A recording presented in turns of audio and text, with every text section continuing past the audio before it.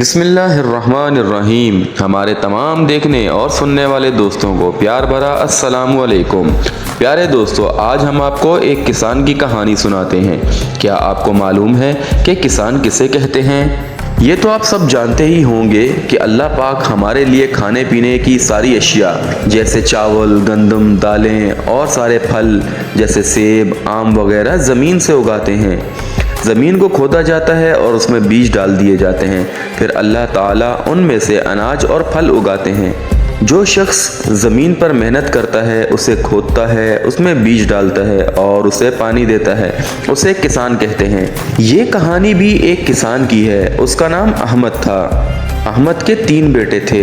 وہ اپنے گھر میں بہت خوش تھے، لیکن احمد ایک بات سے بہت پریشان تھا کہ اس کے بیٹے بہت سست اور کام چور تھے۔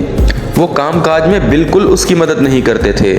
آخر بہت سوچنے کے بعد اس کے ذہن میں ایک ترکیب آئی۔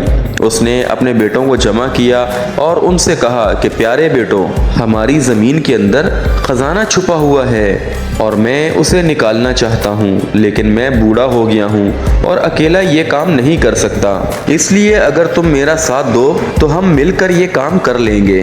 سارے بیٹے خزانے کی تلاش پر راضی ہو گئے اور انہوں نے زمین کو کھودنا شروع کر دیا، لیکن ان کو خزانہ نہ ملا۔ انہیں یہ دیکھ کر بہت غصہ آیا کہ ان کے والد نے ان سے جھوٹ بولا۔ پیارے دوستوں، انہوں نے اپنے والد سے شکایت کی تو ان کے والد نے کہا کہ اے میرے پیارے بیٹو، میں جھوٹ کیسے بول سکتا ہوں؟ جھوٹ بولنا تو بہت بری بات اور گندی عادت ہے، اور مسلمان تو کبھی جھوٹ نہیں بولتا۔ میں نے تمہیں کہا تھا کہ اس زمین میں خزانہ ہے، تو اے میرے پیارے بچوں، یہ جھوٹ نہیں بلکہ سچ ہے، لیکن تم جلدی کر رہے ہو اور جلدی کا کام شیطان کا ہوتا ہے۔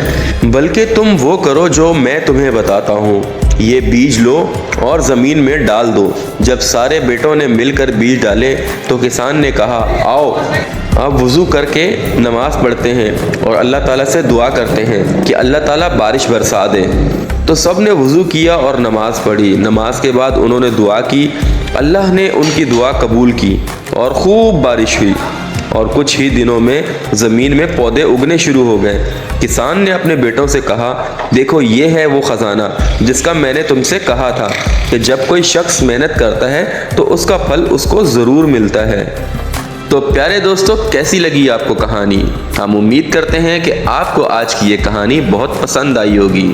تو اس کے لیے ایک لائک تو بنتا ہے اور سبسکرائب کرنا نہ بھولیے گا۔